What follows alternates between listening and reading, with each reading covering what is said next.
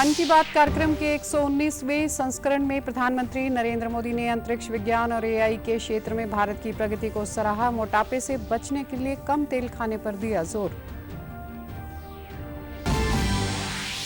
Olympic पदक विजेता भाला फेंक खिलाड़ी नीरज चोपड़ा ने डीडी न्यूज से एक्सक्लूसिव बातचीत में मन की बात को बताया प्रेरणादायक। सभी से स्वास्थ्य के प्रति सजग रहने की अपील की।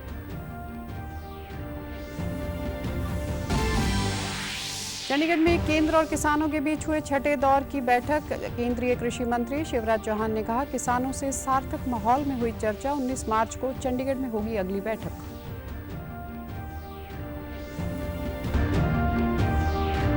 और निकाय चुनाव के मद्देनजर मुख्यमंत्री ने विभिन्न विधानसभाओं में की जनसभाएं। कहा, सिर्फ ट्वीट पार्टी की बनकर रह गई है कांग्रेस। बराड़ा में किया ऐलान, निकाय चुनाव के बाद महिलाओं को मिलेंगे 2100 रुपए प्रति माह।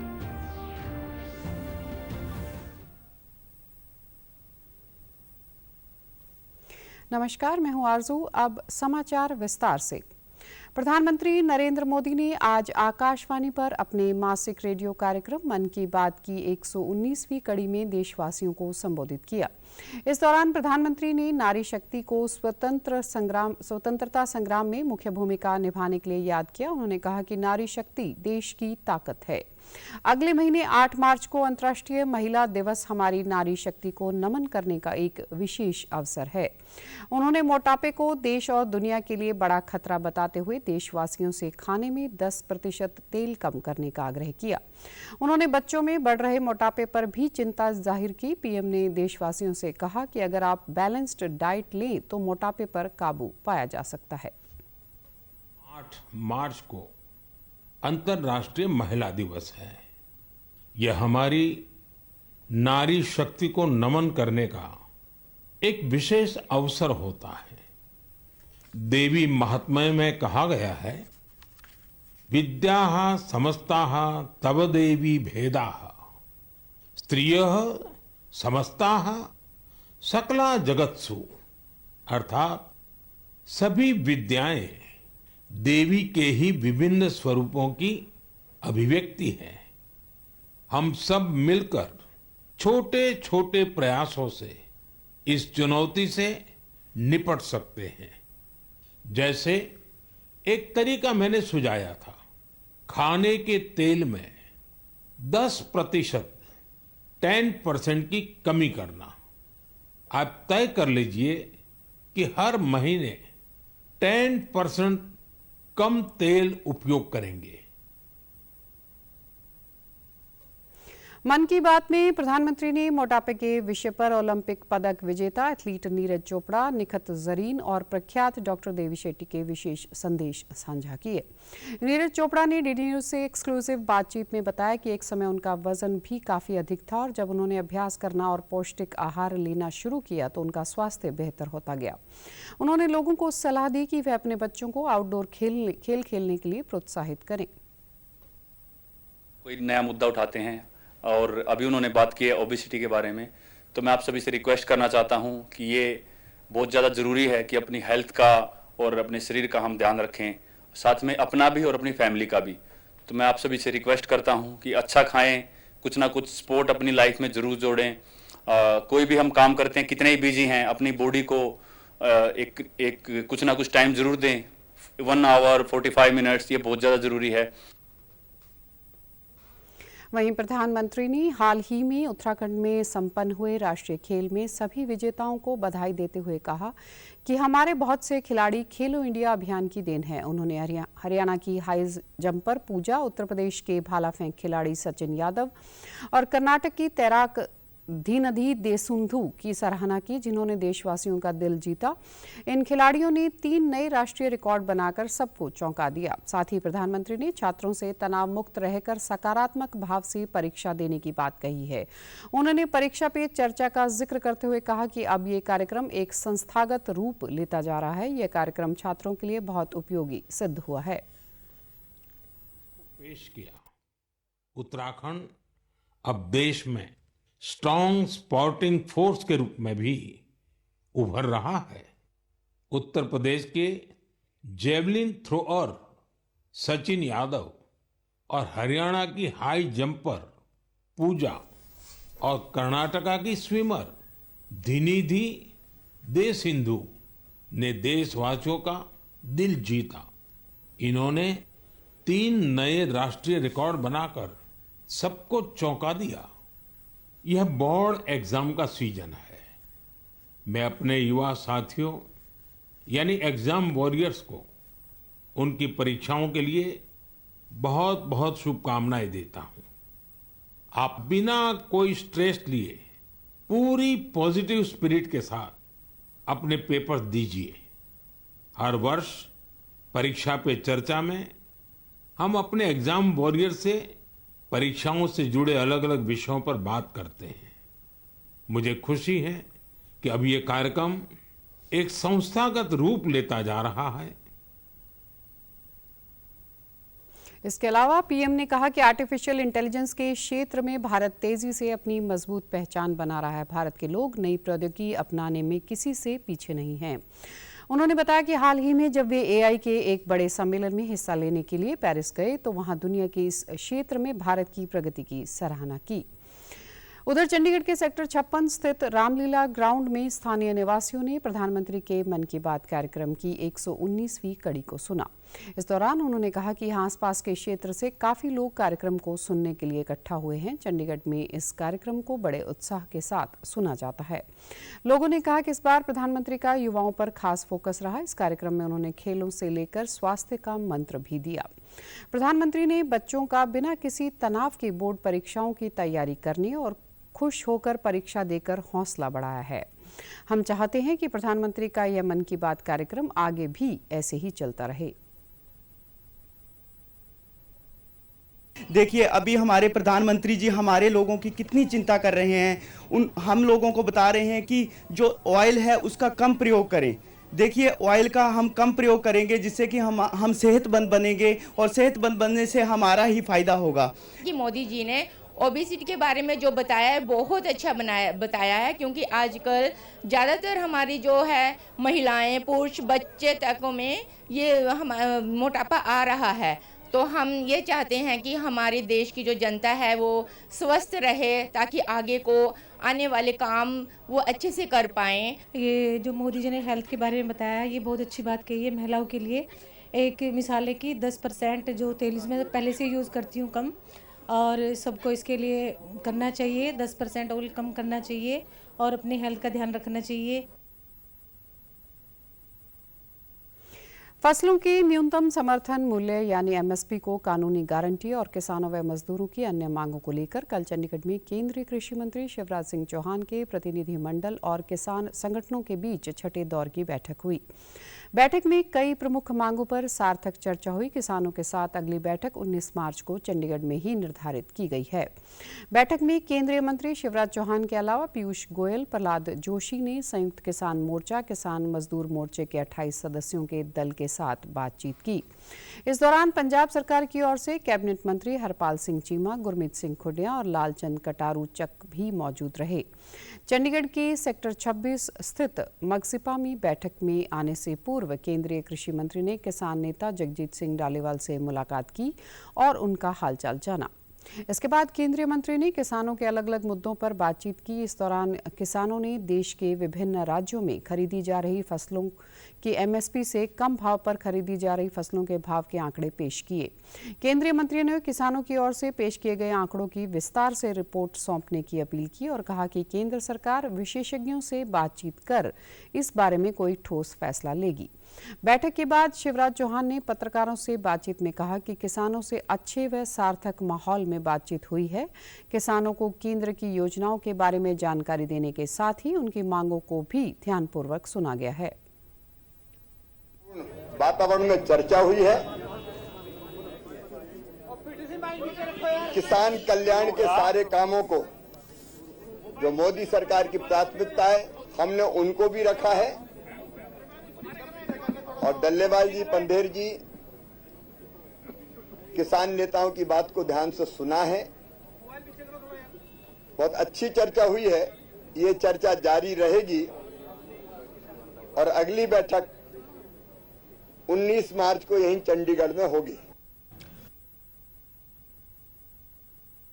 इससे पहले केंद्रीय कृषि मंत्री शिवराज चौहान ने कल कुरुक्षेत्र स्थित गुरुकुल में की जा रही प्राकृतिक खेती मॉडल का अवलोकन किया। बाद में पत्रकार से बातचीत में केंद्रीय मंत्री ने कहा कि केमिकल फर्टिलाइजर के अनियंत्रित प्रयोग के कारण आज जमीन की उर्वरा शक्ति समाप्त हो रही है। मित्र कीट मारे जा रहे हैं और इस कारण सब्जियां भी कई रोगों का कारण बन रही हैं। अगर यह स्थिति नहीं बदली तो आने वाली पीढ़ी हमें माफ नहीं करेगी। मैं देश के किसानों से अपील करता हूं कि हमें प्राकृतिक खेती की तरफ बढ़ना चाहिए। अगर पूरी सावधानी व प्रशिक्षण के साथ प्राकृतिक खेती की जाए तो उत्पादन अच्छा होता है। उन्होंने कहा कि गुरुकुल में अलग अलग प्रकार से इंटरक्रॉप खेती की प्राकृतिक तरीके से की जा रही है। सरकार का प्राकृतिक खेती का मिशन धीरे धीरे बढ़ता जा रहा है। फर्टिलाइजर के अनियंत्रित प्रयोग के कारण आज धरती की उर्वरा शक्ति समाप्त हो रही है। मित्र कीट मारे जा रहे हैं और उसके कारण उत्पादित जो अन्न फल सब्जियां हैं वो कई रोगों का कारण बन रही है। ये स्थिति अगर नहीं बदली तो आने वाली पीढ़ियां हमें माफ नहीं करेंगी। आज मैं देश के किसानों को पूरे विश्वास के साथ ये कहना चाहता हूं, आचार्य जी के समक्ष बैठकर, ये धारणा गलत है कि प्राकृतिक खेती से उत्पादन घटता है। अगर सही तरीके से प्राकृतिक खेती की जाए तो उत्पादन घटता नहीं है, अपितु बढ़ जाता है। पंचकुला में आज सुबह चंडीगढ़ शिमला हाईवे पर तेज स्पीड गाड़ी राजमार्ग पर खड़े ट्रक से टकरा गई। इससे कार में सवार सभी 4 लोगों की मौत हो गई। मिली जानकारी के अनुसार इनमें हिसार और पंचकुला का एक जबकि 2 मोहाली के रहने वाले हैं। मृतकों में 2 नाबालिग थे। वहीं इसके पीछे दूसरी गाड़ी में आ रहे उनके 3 दोस्तों की जान बाल बाल बच गई। पुलिस की जांच के मुताबिक कार का टायर फटा था, जिस वजह से वह बेकाबू हो गई। सुबह करीब 5 बजे हाईवे पर हादसे की सूचना मिलने पर पुलिस वहां पहुंची। इनमें से 3 लोगों की लाशें सड़क पर पड़ी थी, जबकि चौथा व्यक्ति क्षतिग्रस्त कार में ही फंसा हुआ था। पुलिस ने उनके परिजनों को सूचित कर दिया है। पंचकुला पुलिस ने बताया कि 2 गाड़ियों में 7 दोस्त परवाणु से पंचकुला की तरफ आ रहे थे। जब वे चंडीगढ़ शिमला हाईवे पर आए तो सोलन शिमला बाईपास पर आगे चल रही गाड़ी का टायर अचानक फट गया। समाचार लिखे जाने तक पुलिस के अनुसार 3 डेड बॉडी का पोस्टमार्टम करवा दिया, जबकि चौथी डेड बॉडी का पोस्टमार्टम बाकी था।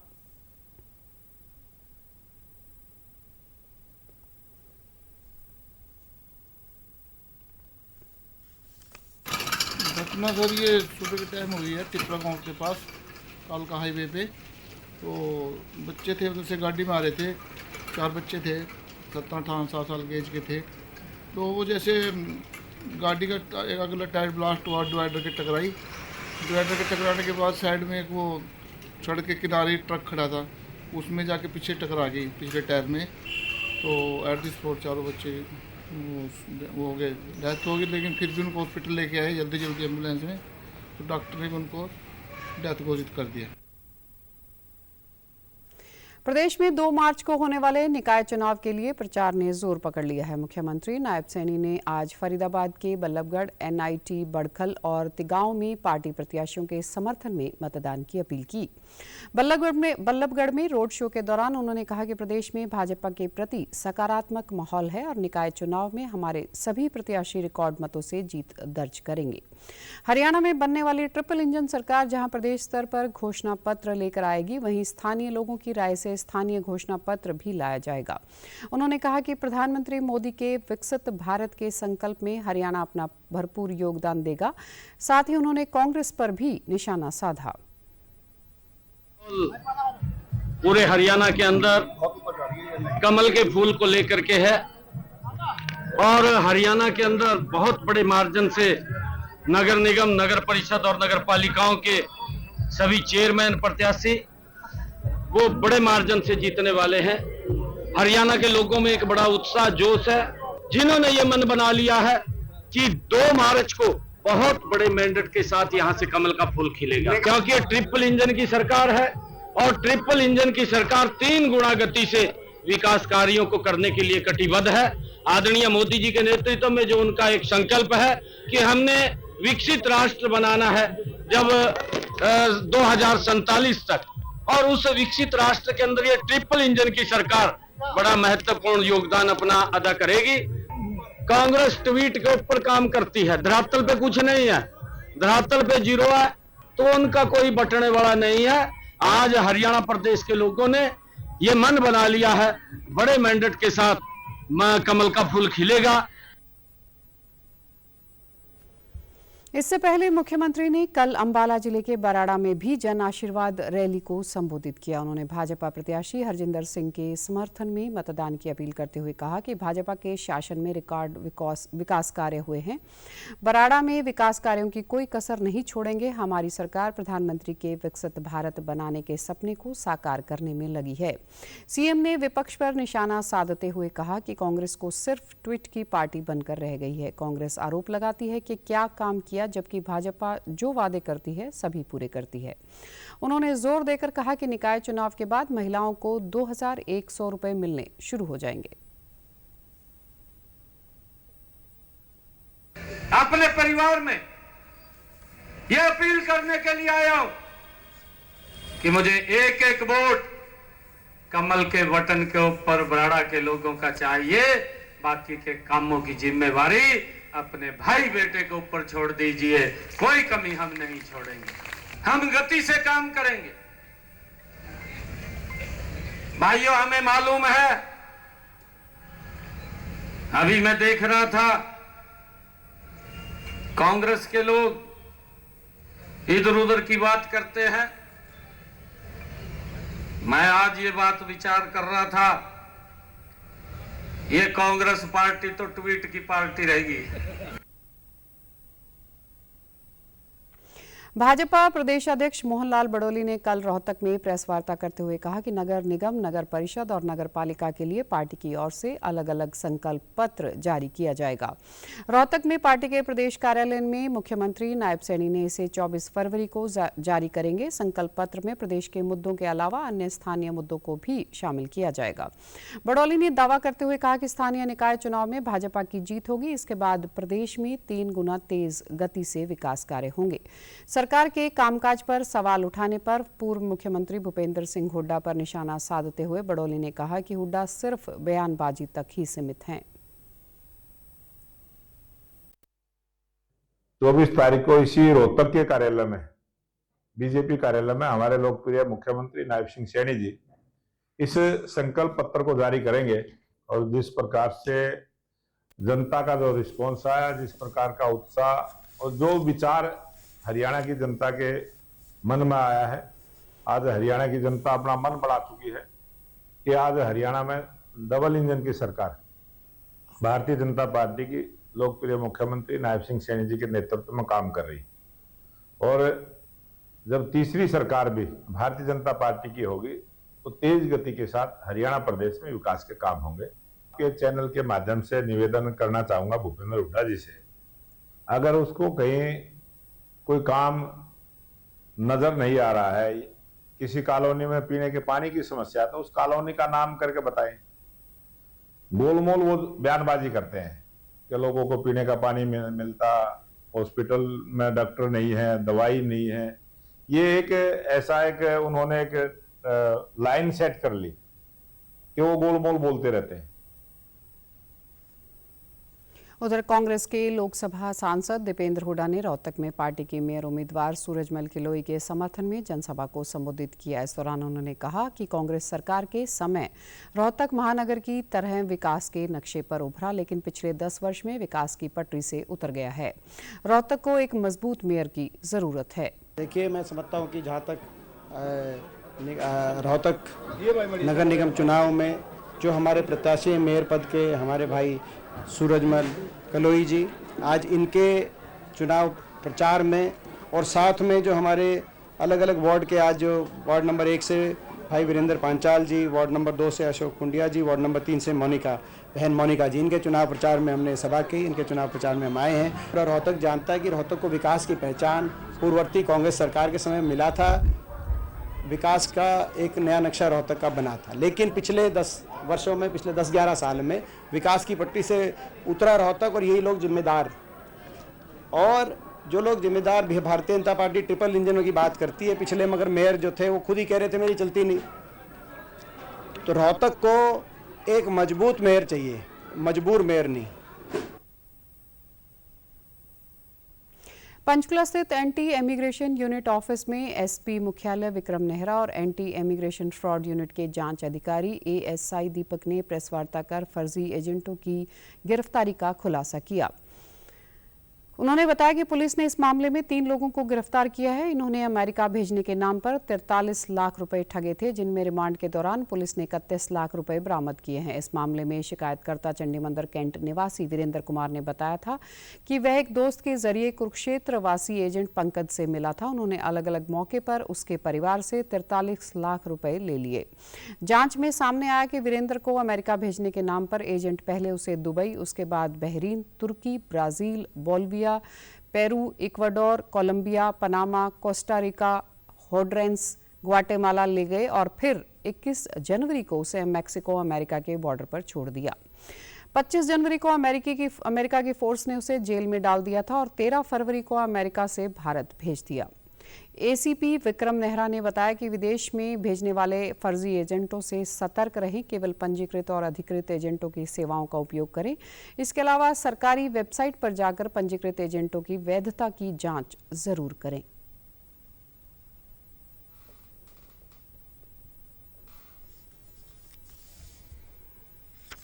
उसके बाद दुबई, दुबई से बहरीन, बहरीन से तुर्की, तुर्की से ग्वाटेमाला, मैक्सिको और बीच में ये मैक्सिको में करीब 5 महीने तक जो है ना इसको रखा गया। उसके बाद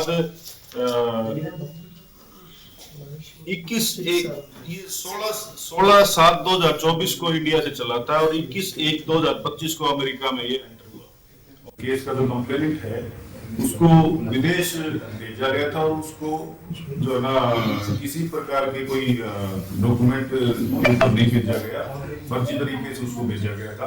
लेकिन उनसे पूछताछ की जा रही है और इस जो गिरोह में आगे जो भी लोग शामिल हैं उनके खिलाफ सख्त कार्रवाई की जाएगी। एक जो विशेष उपलब्धि इसमें ये रही कि हमने जो कंप्लेनेंट ने 43 लाख रुपए आरोपियों को दिए थे विदेश जाने के नाम पे, उसमें से 31 लाख रुपए हमने बरामद कर लिए हैं और आगे भी जो है इसमें कार्रवाई की जा रही है। कहाँ भेजा गया था जी आरोपी को? कैबिनेट मंत्री रणबीर गंगवा ने कल अपने सिरसा दौरे के दौरान पार्टी प्रत्याशियों के समर्थन में प्रचार किया। इस दौरान उन्होंने कहा कि हरियाणा में नगर निगम, नगर परिषद और नगर पालिका चुनाव का माहौल पूरी तरह भाजपा के पक्ष में है। डबल इंजन के बाद पहली बार प्रदेश में ट्रिपल इंजन की सरकार भाजपा की बनने जा रही है। उन्होंने कहा कि भाजपा ने हमेशा समान विकास की नीति अपनाई है। मुख्यमंत्री नायब सिंह के नेतृत्व में सरकार द्वारा जो संकल्प पत्र जारी किया जाएगा उसे लेकर लोग उत्साहित हैं और सरकार की योजनाओं पर विश्वास व्यक्त कर रहे हैं। सरकार भ्रष्टाचार को समाप्त करने के लिए जीरो टॉलरेंस की नीति पर काम कर रही है।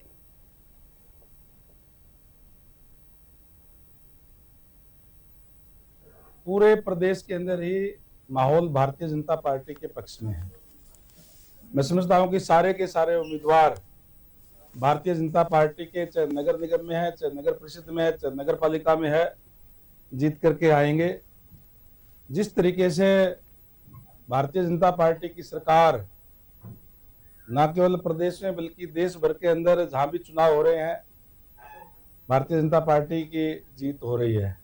लोगों ने एक मन बना लिया है कि ट्रिपल इंजन की सरकार सिरसा के अंदर भी बनने जा रही है। सरकार ने जो संकल्प पत्र लोगों से मैं कहा था, जो लोगों से वायदा जो किया था, हम उसको घोषणा पत्र नहीं संकल्प पत्र कहते हैं।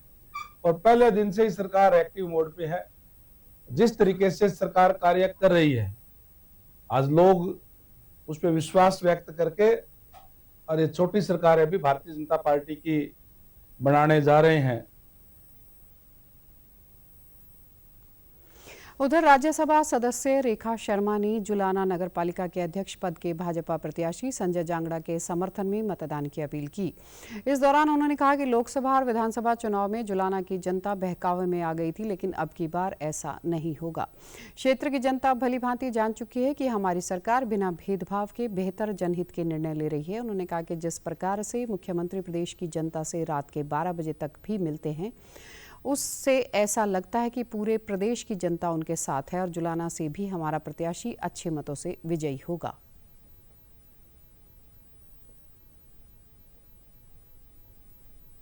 भारतीय जनता पार्टी की सरकार सेंटर में भी है, हरियाणा में, प्रदेश में भी है और जुलाना में भी हमारा अपना व्यक्ति, हमारे भाई संजय जी जीतेंगे। ये 100% है, 100% है कि हमारी जीत होने जा रही है। पहले ऐसा नहीं हुआ था, कोई गलत लोगों के बीच में प्रचार किया गया था और जनता समझती है कि भारतीय जनता पार्टी में हरियाणा की सरकार है तो उनका फायदा उसी में है जहां पे प्रदेश की सरकार है और उनको पता है कि हमारे बीच का आदमी है जो आज सीएम है और वो सीएम साहब भी बिल्कुल धरती से जुड़े हुए हैं, हमारे बीच के हैं। इसलिए लोगों को कोई शंका नहीं है कि हाँ जुलाना भी हमारी ही सीट होगी। भाजपा के राष्ट्रीय प्रवक्ता गौरव भाटिया ने हिसार में आयोजित केंद्रीय बजट 2025-26 पर उद्योगपति, व्यापारी और प्रबुद्ध जन सम्मेलन में मुख्य वक्ता के तौर पर शिरकत की। एक पत्रकार वार्ता के दौरान उन्होंने केंद्र सरकार द्वारा पेश किए गए बजट को सर्वसमावेशी बताते हुए कहा कि बजट के बाद हर वर्ग ने इसे देश की तरक्की वाला बताया है। उन्होंने कहा कि केंद्र सरकार द्वारा पेश बजट के बाद देश का हर नागरिक स्वेच्छा से टैक्स देना चाहता है, क्योंकि वो जानता है कि उसके द्वारा दिया गया टैक्स देश के नवनिर्माण में सहयोग देगा। इससे पहले कांग्रेस शासन में भरा गया टैक्स केवल एक परिवार व उसके चहेतों की जेब में जाता था। किसानों को बड़ी राहत देते हुए किसान क्रेडिट कार्ड की सीमा 3 लाख से बढ़ाकर 5 लाख की गई है। प्रधानमंत्री नरेंद्र मोदी ने देश को विकसित बनाने का जो संकल्प लिया है वह इन्हीं नीतियों पर चलकर संभव है। जब देश की संसद में एक महिला वित्त मंत्री श्रीमती निर्मला सीतारमण जी बजट पेश कर रही थी तो देश के हर नागरिक की छाती 56 इंच की हो गई थी गर्व से। और जब बजट पेश किया गया तो उसमें आदरणीय प्रधानमंत्री श्री नरेंद्र मोदी जी का जो विजन है भारत के लिए, उसकी छाप बिल्कुल स्पष्ट थी। हम लोग जहां भी गए, हर वर्ग ने, चाहे वो किसान हो, चाहे मजदूर हो, चाहे पिछड़ा वर्ग हो, चाहे महिला हो, चाहे युवा हो, कोई भी व्यक्ति हो। सामाजिक न्याय व अधिकारिता मंत्री कृष्ण कुमार बेदी ने नरवाना के औद्योगिक क्षेत्र में लगाए गए किसान मेले का शुभारंभ किया। इस दौरान उन्होंने कहा कि फैक्ट्री टू डायरेक्ट फार्मर और फार्मर टू डायरेक्ट फैक्ट्री से किसानों की समस्याओं का समाधान किया जाएगा। किसानों से सीधा सामान फैक्ट्री में खरीदा जाएगा और फैक्ट्री से सीधा सामान भी किसानों के पास आएगा। उन्होंने कहा कि प्रदेश में हुई ओलावृष्टि से फसलों को हुए नुकसान की चिंता करने की आवश्यकता नहीं है। सरकार द्वारा स्पेशल गिरदावरी करवाई जाएगी। प्रदेश सरकार किसानों के साथ है। पहले जो भी व्यापार होता था वह उद्योग के पक्ष के लिए होता था, लेकिन आज केंद्र और प्रदेश सरकार किसानों के हित के लिए कार्य कर रही है।